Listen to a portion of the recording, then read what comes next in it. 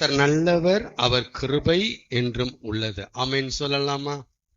கர்த்தர் நல்லவர். ஆமேன். இந்த ஸ்டாண்ட் நம்ம விட்டு மாறவே கூடாது. கர்த்தர் நல்லவர். எல்லாருமே முழு கிறிஸ்தவமும் இயேசு கிறிஸ்துவின் வருகைய ஆவலோடு, ஆர்வத்தோடு, எதிர்பார்ப்போடு எதிர்பார்த்து கொண்டு இருக்கிறது. எதை? இயேசு கிறிஸ்துவின் வருகைய. வானத்துல வருவார், வானத்துல காட்சி அளிப்பார், வானத்துல தோன்றுவார், பிரதான தூதனுடைய எக்கால சத்தத்தோடு வருவார், தேவ தூதரோடு வருவார். இயேசு கிறிஸ்து தம்முடைய மகிமையை காட்டுவார், பிதாவின் மகிமையோடு காட்டுவார். அவரை பார்க்கணும். நாமெல்லாம் மறுரூபம் அடைஞ்சிருவோம். உயிர் தெழுந்தவர்கள் மகிமின் சரீரத்தை அடைந்து வெளியே போவார்கள். இயேசு கிறிஸ்துவின் வருகை ஆவலோட முழு கிறிஸ்தவமும் எதிர்பார்த்து கொண்டு இருக்கிறது. ஆமைனா? இல்ல? ஆமை. ஆனா இந்த பாவி மட்டும், எந்த பாவி? இந்த வீணா போனவன் மட்டும் யாரு? இந்த பாஸ்டர் மட்டும் அவர் எப்ப எழும்புவாருன்ட்டு இந்த பகுதிக்காக காத்துட்டு இருக்கிறேன். அவர் எப்ப எழும்பி வருவாரு, சிகப்பு கம்பளை விரிச்சு வச்சு காத்துட்டு இருக்கேன்னு அவர்கிட்ட சொல்லியிருக்கேன் நான். நீங்க எப்ப எழும்புவீங்க? உங்க குமாரன் வருகிறது இருக்கட்டும், அது இருக்கட்டும். நீங்க எப்ப இந்த பகுதிக்கு வருகை தர போகிறீர்கள் சொல்லுங்க. நீங்க எப்ப இந்த பகுதிக்கு, நீங்க உலகத்துக்கு வருகை தரது இருக்கட்டும், இந்த பகுதிக்கு எப்ப வருகை புரிய போகிறீர்கள்? போஸ்ட் அடிச்சு தான் ஒட்ட நினைச்சிருக்கேன் நான். வரார் வரார் வரார், கர்த்தர் வருகிறார். சகப்பு கம்பளம் பகுதி ஃபுல்லா விரிச்சு வச்சுட்டு ஸ்பிரிச்சுவலா காத்துட்டு இருக்க. ஆண்டவரே, நீங்க சீட்லயே உட்காந்துருக்கீங்க. நீங்க எப்ப எந்திப்பீங்க? எப்ப எந்திரிச்சு எங்க பகுதியில காலை அப்படி வைப்பீங்க? உங்களை காமிக்க, உங்களை யாருன்னு காமிக்க. உங்கள்கிட்ட இருக்கிற வல்லமை என்ன? உங்கள்கிட்ட இருக்கிற அந்த அற்புத சக்தி என்ன? உங்க வாயில வர்ற ஞானம் என்ன? நீங்க திரும்பி பார்க்கிற பார்வையில் நடக்கிற சுகம் என்ன? உங்க வஸ்திரத்தை தொட்டா நடக்கிறது என்ன? இத பார்க்கணுன்ட்டு நான் ஏங்குறான். வருகை வருகை, எல்லாரும் அந்த வருகை எதிர்பார்க்கிறாங்க. நான் இந்த வருகை எதிர்பார்க்கிறேன். இந்த வருகை தான் நான் ரொம்ப ஆவலாதிப்படுறேன். அதான் உண்மை. ஆவலாதிப்படுறேன். எப்ப எந்திப்பீங்க ஆண்டவரே? நீங்க எந்திரிச்சா இந்த பகுதி இப்படி இருக்குமா? நீங்க எழும்பி வந்துட்டீங்கன்னா, நடக்க ஆரம்பிச்சிட்டீங்கன்னா, இந்த பகுதி இப்படியா இருக்கும்? இப்படியா இருக்கும்? இல்ல இந்த சபை தான் அப்படி இருக்குமா? இந்த சபை எப்படியா இருக்கும்? இல்ல என்னை தான் நீங்க இப்ப வச்சிருப்பீங்களா?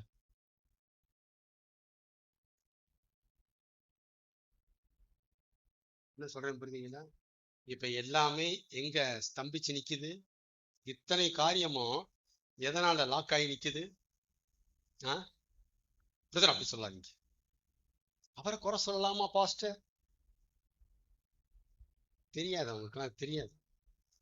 எதனால இப்படி இருக்குங்கிறது நல்லா தெரியும்.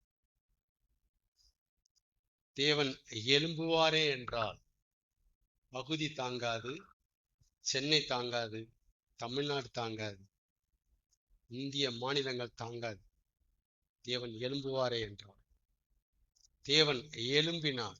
எருசலேம் பட்டணம் தாங்கல, சமாரியா பட்டணம் தாங்கல, கலிலேயா பட்டணம் தாங்கல. விழுந்துட்டான். எங்க பார்த்தாலும் ஊரெல்லாம் ஒரே பேச்சு. இயேசு வருகிறார், இயேசு அங்கே இருக்கிறார், இயேசு இங்கே இருக்கிறார். ஊரெல்லாம் ஒரே பேச்சு, இயேசு பத்தி பேச்சு. அப்போஸ்தலர்கள் வழியா தேவன் எழும்பினார். ஊரெல்லாம் பேதுரு பேச்சு, பவுல் பேச்சு, யோவான் பேச்சு. ஊரெல்லாம் பேதுரு நடந்து வரானாண்டி, தூக்கு நம்ம அப்பாவை நெல்ல வைப்போம். நெல்பட்டு சுகமானார்கள். எழும்பினா. புரியுதுங்களா? அப்ப ஒரு பகுதி ரட்சிப்பு, ஒரு ஒரு சபையினுடைய வளர்ச்சி அவர் எலும்புகிறதுல இருக்குங்கிற பெரிய ரகசியத்தை சொல்லி கொடுத்திருக்காரு. எனக்கு சொல்லி கொடுத்திருக்காரு. அவர் எலும்பணும். இத மத்தவங்க எழுப்புதல்ங்கிறாங்க. நான் உள்ள போய் சொல்றேன், அவர் எலும்பணும். அவர் எழும்பாமல் எழுப்புதல் இல்லவே இல்லை. இல்லவே இல்லை. கேரண்டியா சொல்றேன், இல்லவே கிடையாது. தேவன் எங்கெல்லாம் எழுப்பி இருக்கிறாரோ அங்கெல்லாம் எழுப்புதல் இல்லாம இல்லை. இல்லவே இல்லை. ஆமீன் சொல்லுங்க. அதனால எல்லாரும் கிறிஸ்துவின் வருகை எதிர்பார்க்கிறாங்க. நான் அவர் வருகை எதிர்பார்த்து உட்கார்ந்து இருக்கிறேன். எப்பொழுது இந்த பகுதிக்கு, எங்கள் பஞ்சாயத்துக்கு, வைப்பூர் பஞ்சாயத்துக்கு நீர் வருகை தர இருக்கிறீர், வருகை தருவீர், வருகை புரிவீர், எதிர்பார்த்து கொண்டிருக்கிறேன் ஆண்டவரே. ஒவ்வொரு நாளும் என்னுடைய இயக்கம், எப்ப நீங்க எந்திப்பீங்க, எப்ப நீங்க எழும்புவீங்க. ஒவ்வொரு நாள் இப்படியே போயிட்டு இருக்கு. இந்த பகுதியில யாருமே உங்களை கண்டுக்க மாட்டேங்கிறாங்க. அப்படிதான் இருப்பாங்க. நீங்க என்னைக்கு பகுதியை கண்டுக்கிறீங்களோ அன்னைத்தான் ஜனங்க உங்களை கண்டுக்குவாங்கன்னு சொன்னேன் நான். எங்க பஞ்சாயத்து, நான் அமெரிக்காவுக்காக வேண்டிக் கொள்ளல, அதுக்கு அங்க ஆள் இருக்கிறாங்க. நான் இருக்கிற இந்த பகுதி தான் எனக்கு முக்கியம். ஆமீன் சொல்லுங்க. எனக்கு மதுரவாயல் முக்கியம் இல்லை, மயிலாப்பூர் முக்கியம் இல்லை. நான் இருக்கிற தேவன் என்ன குடி வச்சிருக்கிற இந்த பகுதி எனக்கு கண்ணு மாதிரி. இந்த பகுதியில தேவன் என்ன வச்சிருக்கிறார், இந்த பகுதியில தேவன் தம்மை காமிக்கணும், அவர் காட்டணும். ஆமென். கர்த்தர் நல்லவர். டாபிக் என்ன வரல நானு. கர்த்தர் நல்லவர்.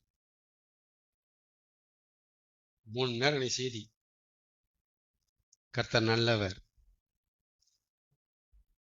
தேவன் நம்ம குப்பையில இருந்து தூக்கினார். அப்படியா? குப்பையிலிருந்து உயர்த்தி நீரையா பாடினாங்களா?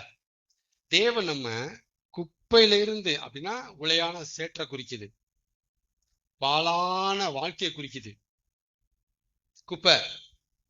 தேவன் நம்மளை குப்பையில இருந்து தூக்கினவர் மட்டுமல்ல, ஆத்துமால இருந்த குப்பையையும் தூக்கினவர். நம்மளை குப்பையில தூக்குனாருங்கிறது ஒரு பக்கம், நமக்குள்ள இருந்த குப்பையை தூக்குனாருங்கிறது இன்னொரு பக்கம். நமக்குள்ள இந்த குப்பையை தூக்கிட்டாரு. இன்னைக்கு ஆண்டவர் சொன்னாரு, குப்பையில இருந்து மட்டுமாடா உன்னை தூக்குனேன், உனக்குள்ள எவ்வளவு குப்பை இருந்துச்சு தெரியுமா? பாடுறா பாடுறா, தண்ணி ஊத்தி டெட்டால போட்டு ஆசிட்ட ஊத்தி விளக்க வச்சு எப்படி பெருக்கிருக்கான் பாடுறா, எவ்வளவு சுத்தமா இருக்கு பாரு. இதை மறந்துட்டியா நீ? உடனே கண் கலங்குச்சு. ஆண்டவர் என்ன சொல்றாரு, குப்பையில இருந்து மட்டும் இல்லடா, உனக்குள்ள இந்த குப்பையை நான் தூக்குனேன்டா. ஆமென். கர்த்தர் நல்லவர். யோவான் 17:3 வாசிக்கலாம். யோவான் எழுதின சுவிசேஷம் 17:3. நிறைய இன்னைக்கு பேசணும், 3 வேற மெசேஜ், எப்படியாவது நான் 1/2 மணி நேரத்துல கவர் பண்ணணும். 17:3 எடுங்க சீக்கிரமா. ஒன்றான மெய்தேவனாகிய உம்மையும் நீர் அனுப்பினவராகிய இயேசு கிறிஸ்துவையும் அறிவதே நித்திய ஜீவன். இன்னொருத்தர் வாசிங்க. சங்கீதம் 119 எடுங்க. சங்கீதம் 119. சீக்கிரமா வாங்க. 98 முதல் 100 வாசிக்கலாம். சங்கீதம் 119, 98, 99, 100 வாசிக்கலாமா? உம்முடைய சாட்சிகள், சீக்கிரம், என் மெடிடேஷனா, என் யோசனையா, சிந்தனையா இருக்கிறபடியினால் என்னுடைய வாத்தியார்கள், என்னுடைய டீச்சர்மார்கள், என்னுடைய ப்ரொஃபசர்ஸ் எல்லாரிலும் செம நாலேஜா இருக்கிறேன். 2, உம்முடைய கட்டளைகளை நான் கைக்கொண்டிருக்கிறபடியினால் முதியோர்களை பார்க்கிலும் ஞானமுள்ளவனா இருக்கிறேன். 100, 98, 99, 100 வாச்சாச்சா? 98 வாசிங்க. நீர், முக்கியமான வசனம், நீர் உம்முடைய கற்பனைகளை கொண்டு என்னை என் சத்துருக்களிலும் அதிக ஞானம் உள்ளவன் நாக்குகிறீர். அவைகள் என்றைக்கும் என்னுடனே இருக்கிறது. கவனிங்க, 98, 99, 100. 98ல யாரை காட்டிலும்? சத்ருவை காட்டிலும், எதிரியை காட்டிலும். 99ல யாரு? வாத்தியார்களை காட்டிலும். 100ல வயசான, மெச்சூர்டான, ஓல்டஸ்ட், முதியவர்களை பார்க்கிறேன். என்ன அறிவுள்ளவனாக்கினீர், ஞானமுள்ளவனாக்கினீர். கர்த்தர் நல்லவர். முதல்ல 17:3 வேற, வாசிச்ச சங்கீதம் 119 வேற, ரெண்டுமே வேற. எப்படியா உள்ள இருக்கிற குப்பைய தூக்குனாரு அப்படின்னா, அவரை பற்றிய அறிவை கொடுத்து. யாரை பற்றிய? தெய்வத்தை பற்றிய, கடவுளை பற்றிய, ஆதி முதலாய் இருக்கிறவரை பற்றிய, ஆதி பகவானை பற்றிய, இறைவனை பற்றிய, பரஞ்சோதியை பற்றிய, மெய்ஞானத்தை பற்றிய, மெய் பொருளை பற்றிய நாலேஜ், அறிவை, தகவல்களை, செய்திகளை கொடுத்து நம்ம நித்திய ஜீவனுக்கு பங்கு உள்ளவர்களா ஆக்குகிறார். என்ன ஜீவனுக்கு? ஒன்றான மெய்தேவனாகிய உம்மையும் நீர் அனுப்பினவராகிய இயேசு கிறிஸ்துவையும் அறிவதே. யார் அறிவதே? கடவுளை பற்றி அறிவதே, தெய்வத்தை பற்றி அறிவதே, இறைவனை பற்றி அறிவதே, படைப்பாளியை பற்றி அறிவதே நித்திய ஜீவன். நித்திய ஜீவன். அப்ப தேவனை பற்றிய, கடவுளை பற்றிய அறிவை தேவன் நமக்கு கொடுத்து நம்மளை நித்திய ஜீவனுக்கு பங்கு உள்ளவர்களாக ஆக்குகிறார். எப்படியே நம்மள நித்திய ஜீவன் வருது அப்படின்னா, அவரை பத்தி நமக்கு சொல்லித்தராரு.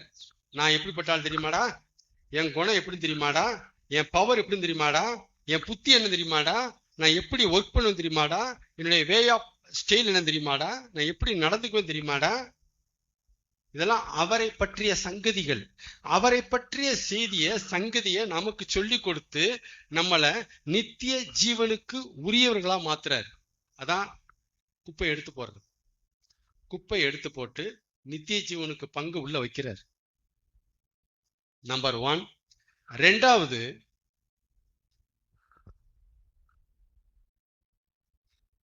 அவரிடத்தில் இருக்கிற அறிவை கொடுத்து நம்மை ஞானவான்களாக்குகிறார்.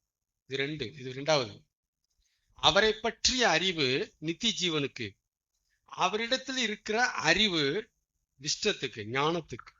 அதான் சங்கீதம் 119 அது பேசுறார். நீர் உம்முடைய கற்பனைகளை கொண்டு என் சத்துருக்கை பார்க்க என்னை அதிக ஞானமுள்ளவனாக்குகிறீர்.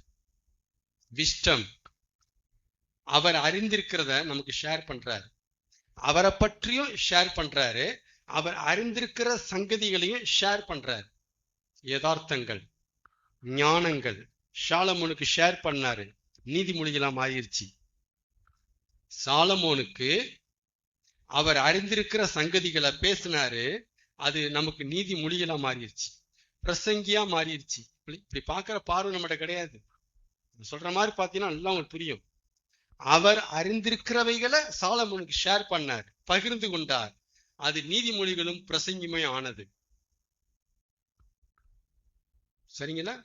அப்ப அவரை பற்றிய அறிவுங்கிறது வேறு, அவர் அறிந்திருக்கிற அறிவுங்கிறது வேறு. அவரை பற்றிய அறிவு நித்திய ஜீவனுக்கும், அவர் அறிந்திருக்கிற அறிவு ஞானத்திற்கும் ஏதுவானது. மறுபடியும் சொல்றேன், அவரை பற்றிய அறிவு நித்திய ஜீவனுக்கும், அவருடைய அறிவு, அவர் அறிந்திருக்கிற அறிவு ஞானத்துக்கும் ஏதுவானது. எப்படி சாலம் இவ்வளவு ஞானியானா? அவர் அறிந்திருக்கிற அறிவு நமக்கு ஷேர் பண்ண. ஆமே. அப்ப ஒரு விசுவாசின்ட்ட, ஒரு தேவ மனுஷன்ட்ட இந்த ரெண்டுமே பொங்கி பொங்கி இருக்கும். 2 அறிவு இருக்கும். ஞானம் இருக்கும், நித்திய ஜீவனுக்கு ஏதுவான அறிவு இருக்கும், ஞானத்துக்கு ஏதுவான அறிவு அவன்கிட்ட இருக்கும், இருக்கணும். ஆமேன். 2 அறிவை புரிஞ்சுக்கிட்டீங்களா? முதல் அறிவு என்னது? அவரை பற்றிய அறிவு, his knowledge, about his knowledge, அவரை பற்றிய அறிவு. 2வது அறிவு அவர் அறிந்திருக்கிற அறிவு. அவர் வானத்தை அறிஞ்சிருக்கிறாரு, பூமி அறிஞ்சிருக்கிறாரு, சந்திரனை அறிஞ்சிருக்கிறாரு, காற்றை அறிஞ்சிருக்கிறாரு, மிருகத்தை அறிஞ்சிருக்கிறாரு, ஒரு பிரச்சனையை எப்படி தீர்க்கிறதுன்னு அறிஞ்சிருக்கிறாரு, ஒரு பிரச்சனை ஏன் வருதுன்னு அறிஞ்சிருக்கிறார். அந்த அறிதலை தேவன் நம்மகிட்ட ஷேர் பண்ணுகிறார். எப்படி ஹேண்டில் பண்ணணும், எப்படி டீல் பண்ணணும், விஸ்டம் நம்மகிட்ட ஷேர் பண்ற. இது ஞானம். தேவன் அவர் அறிந்திருக்கிற அறிவை சாலமோன்ட்ட ஷேர் பண்ணனாலதான் அந்த ரெண்டு தாய்மார்கள் என் பிள்ளையை கொண்டுட்டான் உன் பிள்ளைய கொண்டா வரும்போது தீர்த்தார் சாலமன். அங்க சொல்லப்பட்டிருக்கு, தேவன் சாலமன் கொடுத்த ஞானத்தை கண்டு ஆச்சரியப்பட்டாங்களாம். அதான் ஞானம். எப்படி தீர்த்தா அந்த பிரச்சனைய? பட்டயத்தை கொண்டு வானா வெட்டினா, வெட்ட விட மாட்டேன்டா ஒருத்தி, வெட்டுங்கிற ஒருத்தி. சாலமன் கன்ஃபியூஷனா பாருங்க. ஞானம். ஞானம் பிரச்சனைய கையாள்ற பக்குவம் தான் ஞானம். ஒரு பிரச்சனைக்கான தீர்வை சொல்றதான் ஞானம், விஸ்டம். கர்த்தர் நல்லவர்.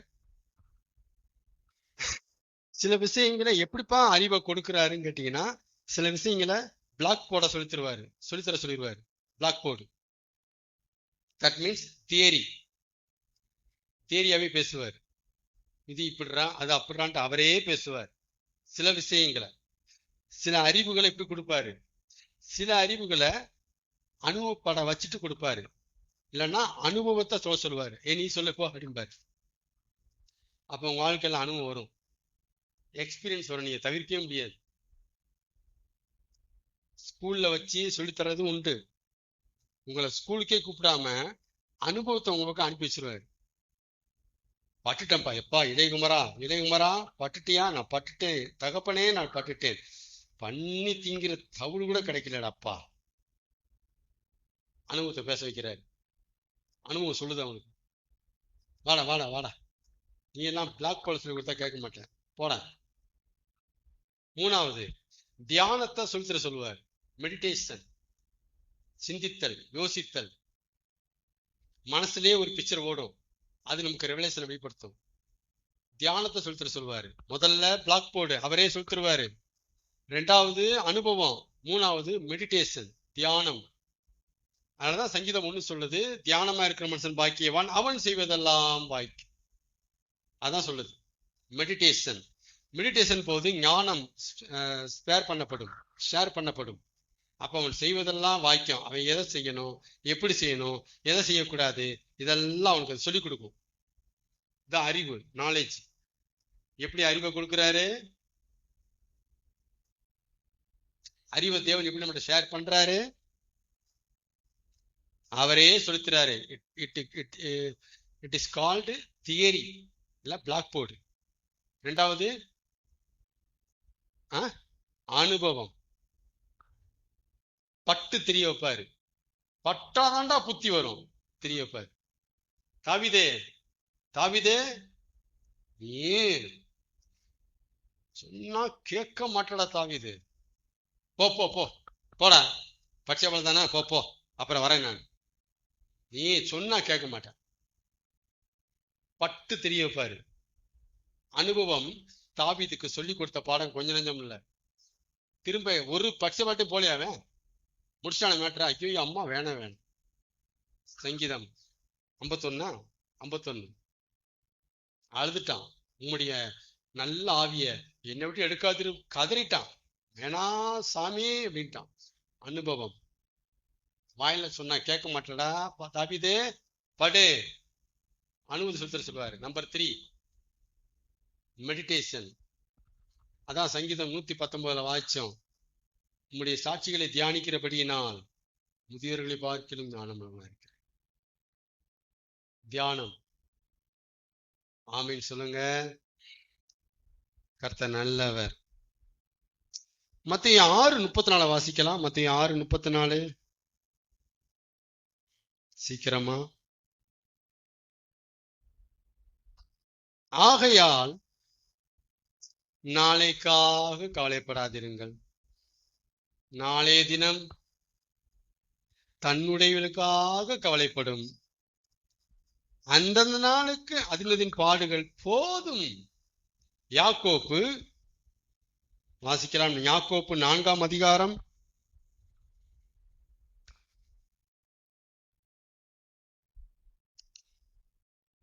யாக்கோப்பு 4:15 வாசிக்கலாம்.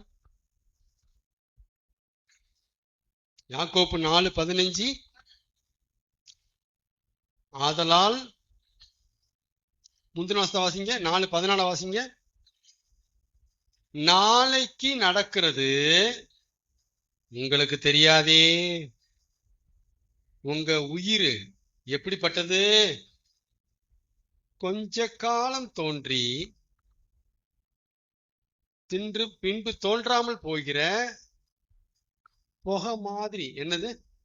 நம்ம உயிர் எப்படியா? புகை மாதிரி. புகை எப்பயுமே கண்ணு தெரியுமா? ஸ்டவ்ல அப்படி அப்படி அப்படி அப்படி அப்படி வந்து அப்படி மறைஞ்சிரும், அப்படி வந்து அப்படி மறைஞ்சிரும். அதான் புகை. அது மாதிரிதான் இன்னைக்கு இருக்கிறவன் நாளைக்கு இல்லப்பா சொல்றாங்களா? உங்க ஜீவன் புகைப்பாங்கிறார். நீங்க உயிரோடு இருக்கிறது புகை. இருப்பீங்க, இருக்க மாட்டேங்க தெரியாதுப்பா. ஏதோ நீங்க இருக்கீங்க, அவ்வளவுதான். மதியம் தெரியாது, சாயங்காலம் தெரியாது, நைட்டு தெரியாது, நாளைக்கு தெரியாது. தெரியாது. இது புகை. சரி, புகையை போன்ற ஜீவனை உடையவர்கள் அப்படிங்கிறார் யாக்கோப்பு. என்ன சொல்றாரு அடுத்து? அதனால் ஆண்டவருக்கு சித்தமானால் நாங்களும் உயிரோடு இருந்தால் இதை செய்வோம் என்று சொல்ல வேண்டும். 13 வாசிங்க. மேலும் நாங்கள் இன்னைக்கே அல்லது நாளைக்கு இந்த ஊருக்கு போய் அங்க நாங்க 1 வருஷம் ஸ்டே பண்ணி வியாபாரம் செஞ்சு பிசினஸ் பண்ணி ஆன்லைன் பிசினஸ் பண்ணி அதை பண்ணி இதை பண்ணி சம்பாத்தியம் பண்ணி வீடை கட்டுவோம், மாளிகை கட்டுவோம் அப்படின்னு சொல்றவங்களை தான் பார்த்து பேசுறாரு யாக்கோப்பு. இன்னைக்கு அல்லது நாளைக்கு நாங்க இப்பெல்லாம் சாதிச்சிருவோம் அப்படின்னு சொல்றவங்களே அப்படின்ட்டு பேசுறாரு யாக்கோப்பு. மத்தேயு 6:33க்கும் 34க்கும் யாக்கோப்பு 4:15க்கு என்னையா தொடர்பு அப்படின்னா, நாளைக்காக கவலைப்படக்கூடாது, நாளைய தினத்தை குறித்து கவலைப்படக்கூடாது, நாளைய தினத்தை குறித்து பில்டப் பண்ணவும் கூடாது. யாக்கோப்பு 4:15 பில்டப் பண்ண என்னங்கிறாரு? இதை செஞ்சிருவோம், அதை சாய்ச்சிருவோம், அதை முடிச்சிருவோம், அதை வெட்டி நிமித்திடுவோம். நாளைய தினத்தை குறித்து கவலைப்படவும் கூடாது, நாளைய தினத்தை குறித்து பில்டப் பண்ணவும் கூடாது. பில்டப் பண்ணக்கூடாது. இதை செஞ்சிருவேன், அதை செஞ்சிரு சொன்ன எத்தனை பேர் மண்ணுக்குள்ள கிடக்குறாங்க, இதெல்லாம் உள்ள போயிட்டாங்க. அதனால பெரும்பாலும் நம்ம 2 தான் மெயின் ரோல் பண்ணுது. ஒண்ணு ஒரி பண்ணுவோம், இல்லைன்னா பில்டப் பண்ணுவோம். 2 தான் நடக்கும். ஆண்டு கவலைப்படாதீங்கன்னு சொன்னார், இங்க பில்டப் பண்ணாதீங்க அங்க சொல்லி வச்சிருக்கிறாரு. ரொம்ப பில்டப் பண்ணாத சாமி. என்ன இன்னைக்கு இருப்பியான் பாரு, இதான் ஆண்டு பேச, இன்னைக்கு இருப்பியான் பாருடா டே கூட. கவலைப்படாதீங்கிறதுக்கும் அதைத்தான் எடுப்பாரு. நாளைக்கு தெரியுமா எது கவலைப்படுற நீ விடுற? நாளைக்கு தெரியுமா எதுக்கு பில்டப் பண்ணிருக்க நீ? இப்படி என்ன உனக்கு கெட்டு போயிட்டு பட இதான் பேசுவார். பில்டப் பண்ணாதீங்கிறதுக்கு அதைத்தான் எடுப்பாரு, கவலைப்படாதீங்கிறதுக்கு அதைத்தான் எடுப்பாரு. அப்ப நாளைய என்ன சொல்லி கொடுத்தாரு? நம்ம கையில இல்லாத, நம்ம கட்டுப்பாட்டுல இல்லாத நாளைய தினத்தை குறித்து ஒருவரும் பெருமை பாராட்டிருப்போமாக. இதுதான் நீதிமொழி சொல்லுவாரு, நாளைய தினத்தை குறித்து பெருமை பாராட்டக்கூடாது, ஒரு நாள் பிறப்பிப்பதே அறியாயே. எப்படி பேசுறாரு பாருங்க பிரசங்கி சாலமோன். ஒரு நாள் பிறப்பிப்பதை அறியாயே. எப்படி ஒரு நாளை பிறப்பிக்கணும் தெரியுமாடா? ஒரு நாளை உண்டாக்க உனக்கு தெரியுமா அப்படின்னு கேட்கிறாரு. தெரியுமா? நாள் உண்டாகுது உனக்கு தெரியும், எப்படி உண்டாகுது உனக்கு தெரியுமா? நீயா உண்டாக்கி இருக்க? பெருமை பாராட்டுற? அதான் பில்டப். பில்டப் பண்ணக்கூடாது. அப்ப நம்ம கையில இல்லாத, நம்ம கட்டுப்பாட்டுல இல்லாத நாளைய குறித்து, டுமாரோவை குறித்து don't worry, don't make build up. Build up பண்ணக்கூடாது. நாமளும் சரி, நாளைய தினமும் சரி, அது தேவனுடைய கையில மட்டும்தான் இருக்கு. சங்கீதம் 31:15 வாசிக்கலாம். சங்கீதம் 31:15. நாமளும் சரி, நாளைய தினமும் சரி நம்ம கையில இல்லை. அது தேவனுடைய கையில தான் இருக்கு. என் காலங்கள் யார் கையில இருக்கு? என் கையில இல்ல. சொல்லுங்க எல்லாரும். என் காலங்கள் என் கையில இல்லை, அவர் கையில தான் இருக்கு. காலங்கள், நம்ம காலங்கள் அவர் கையில இருக்கு, காலங்களும் அவர் கையில தான் இருக்கு. ஏன்னா காலத்தை உண்டாக்குகிறவர் அவரு. முதலாம் நாளையும் 2ஆம் நாளையும் உண்டாக்குனது அவரு. அவர் காலங்களின் தேவன். ஆதி காலத்திலிருந்தே ஆதி இருக்கிறாரு. என்ன சொல்ல வர்றேன்? ஆதி காலத்திலேயே ஆதி இருக்கிறாரு. அவர் ஆதியானவர். அவர் எப்ப இருந்தாரோ அப்ப இருந்து காலம் ஸ்டார்ட். ஆமென்.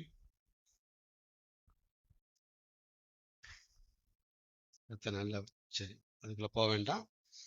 வாக்க குறித்து கொஞ்சம் பேசிட்டு கிளம்பலாம். கர்த்தர் நல்லவர், வாக்கு மாறாத தேவன். நம்ம ஆண்டவர் யாரு? கொடுத்த வாக்க தேவன் மாற மாட்டார். வாக்க கொடுத்துட்டா செய்வார். இதுதான் பைபிள் கொடுக்கிற சாட்சி. அவருடைய சரித்திரத்தை எடுத்து பார்த்தீங்கன்னா, அவருடைய வரலாறு எடுத்து பார்த்தீங்கன்னா, தேவன் இப்படித்தான் நடந்திருக்கிறாரு. வாக்கு கொடுத்தா என்ன செய்வார்? செஞ்சிருவார், மாற மாட்டார். வாக்கு மாறாத தேவன் அப்படி சொல்லுவாங்க. அது மட்டும் இல்ல, வாக்கு அவர் மறக்கவும் மாட்டார். ஆமாடா ஆபிரகாம் சொன்னேன்ல உன்னிட்ட நானு. ஐயோ ஏண்டா டேய், நான் தான் மறந்துட்டேன். வீணா போனடா, நீ ஏன் ஞாபகப்படுத்த கூடாதா? நீயே பிள்ளைத்தானே சொன்னேன் நானு. உனத்தானே சொன்னேன், உனக்கு அக்கறை இல்லையா? உனதாண்டா பிள்ளை வேணும் சொன்னேன்ல நான் தான். போடா போனா. எவ்வளவு அலுவல இருந்தேன், ஒர்க்ல இருந்தேன், பிஸி ஷெடியூல்ல இருந்தேன். ஜஸ்ட் ஒரு நைட் ஒரு ஞாபகப்படுத்த கூடாதா? நீ மறந்துட்டான்டா சொல்லுவாரா? வாக்கு மறக்காத தேவன், வாக்கு மாறாத தேவன், அப்புறம் வாக்கு மறக்காத தேவன். மூணாவது, அவர் வாக்கு மறுக்காத தேவன். வாக்க மறுக்காத தேவன். இது என்னது? ஆண்டவரே என்னடா இல்ல தரேன்னு சொன்னீங்களே, நான் இப்ப சொன்னேன், அவன் கற்பனடா.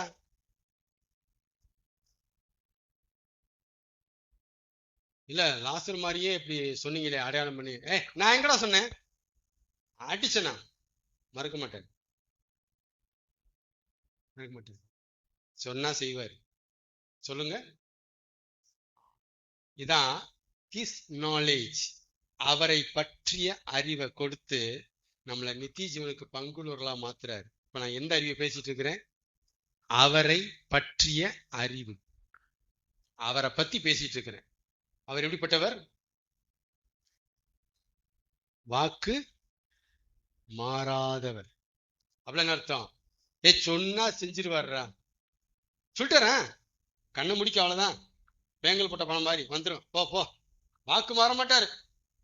நம்பர் 2, வாக்க மறக்க மாட்டாரு. மறக்கவே மாட்டாரு. அதை என்ன சொல்லி கொடுத்தாரு? டேனியலே, வாக்க நான் உனக்கு நிறைய கொடுத்துருக்கேன், நீ மறந்துடலாம், நான் மறக்க மாட்டேன். நீ மறந்துட்டேன்னு காரணம் காமிச்சு நான் வாக்க நிறைவேற்றாம இருக்க மாட்டேன்டா. நீ மறந்தா மறந்துட்டு போ, நான் மறக்க மாட்டேன். நான் மறக்கவே மாட்டேன். டேனியலுக்கு கொடுத்த வாக்கு என் முன்னாடி என் கண்ணுக்கு முன்னாடி போய் தொங்கிட்டே கிடக்குடா. அட்டல தொங்கிட்டு கிடக்கு. நீ மறந்து தூங்கு, நான் மறக்காம வச்சுட்டு இருப்பேன். வாக்கு மாற மாட்டேன், வாக்க மறக்க மாட்டேன். மூணாவது, வாக்க மறுக்க மாட்டேன். கொடுத்துக்கிட்டு நான் எங்கடா சொன்னேன், நல்லா வந்துட்ட, ஆசை உனக்கு, நீயே ஆசைப்பட்டு உன்னை நம்பிக்குவியா, நினைச்சுக்குவியா, கர்த்தர் சொன்னான்னு சொல்ற, என்னடா எழுத்து போடுற? மறுக்க மாட்டார். ஆமீன் சொல்லுங்க. மறுக்க மாட்டார். 3 கோர்வையா இருக்கா? தேவனை ஸ்ட்ராங்கா புரிஞ்சுக்குங்க. வாக்கு மாற மாட்டாரு, வாக்க மறக்க மாட்டாரு, வாக்க மறுக்க மாட்டார். மறுக்க மாட்டார். சொல்லிட்டா செய்வார். இந்த மாதிரி உடம்பு பிடிச்சு நில்லுங்க. ஆமேன். அதான் சொல்லி கொடுத்தாரு. வாக்க வாங்கினவன் வாக்க மறந்து போகலாம், ஆனா வாக்க கொடுத்தவர் அதை மறக்காமல் நிறைவேற்றுவார். அதனால மறந்து போனதுனால நிறைவேற்ற மாட்டேன் என்று சொல்லவே மாட்டார். நீ மறந்து போயிட்ட, உனக்கே அக்கறை இல்லை, நினைக்கணும்டா. டெய்லி நினைக்கணும். வாக்க கொடுத்தோம்ல, டெய்லி நினைக்கணும். ஜெபத்துல சொல்லி சொல்லி பார்க்கணும். மறக்கவே கூட. ஒரு நாளைக்கு ஒரு தடையாவது நீ வாக்க சொல்லணும்டா. மறந்துட்டேன்னா அப்ப எனக்கு என்ன வந்துச்சு போ அப்படி சொல்லுவாரா? அப்படிதான் சொல்லி பழகுறாங்க. சொல்லி பழக்கிறாங்க. வாக்கு சொல்ல வாக்குத்தத்தை சொல்லி செவியுங்கள் மக்களா. எதுக்கு? என்ன மறந்துடுவாரா அவரு?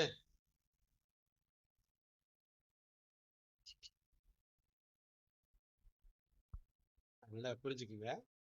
வாக்கை அவர் மறக்க மாட்டார். உனக்கு ஆசைனா சொல்லிட்டு திரி, அது உன் பாடு. உனக்கு வேணா நான் சொல்லிக்கல, ஆனா நான் மறந்துடுவேன்னு மட்டும் சொல்லிவிடாத. எனக்கு அசிங்கமா இருக்கு. இந்த எண்ணத்தை சொல்லிவிடாத. நீ எனக்கு அசிங்கப்படுத்த முதல்ல செம்ம கோபம் வரும் அப்படிம்பாரு. கர்த்தர் நல்லவர் அப்படி சொல்ல மாட்டார். கர்த்தர் நல்லவர். ஒரு வாக்க கொடுத்தது முக்கியமான ஹைலைட் பாயிண்ட். ஒரு வாக்க, ஒரு பிராமிஸ, ஒரு வாக்குறுதிய இப்படி செய்வண்டா, இப்படி நிறைவேற்றுவண்டா, இதை நடப்பிப்பண்டா அப்படின்னு ஆண்டவர் ஒரு வாக்க நமக்கு கொடுத்துட்டா,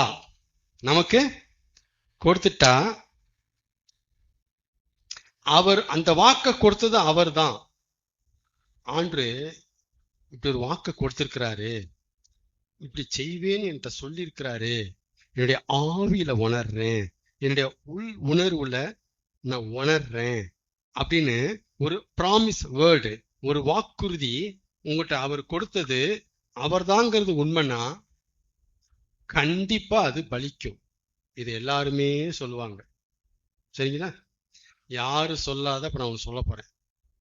ஆண்டவர் ஒரு வாக்கு கொடுத்தது கர்த்தர் தான், தெய்வம்தான். நமக்குள்ள உண்டான ஒரு உள் உணர்வு, ப்ராமிஸ் அவர் தான், அவராலதான் அப்படின்னா அப்ப டெஃபினட்டா அது பலிக்கும். கேரண்டியா அது நிஜமாகும். இந்த பகுதியில் அநேக ஆடுகள் எனக்கு உண்டு, அவைகளை நானே கூட்டி கொண்டு வருவேன் சொன்னது உண்மைனா கண்டிப்பா பலிக்கும். கண்டிப்பா பலிக்கும்.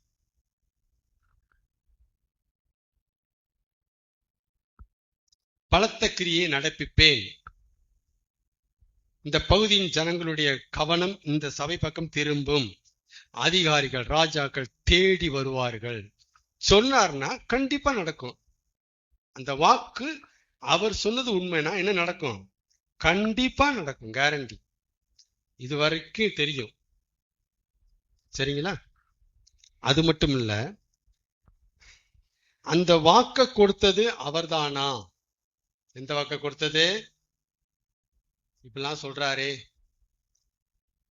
செத்த லாசரு உயிர்த்தெழும் போது அவன் செத்ததுக்கான அடையாளம் கூட இல்லாத அளவுக்கு இருந்த மாதிரி நான் அந்த சபையில ஒரு கிரியை செய்வேன்னு சொன்னாரே, சொன்னது அவர்தானா?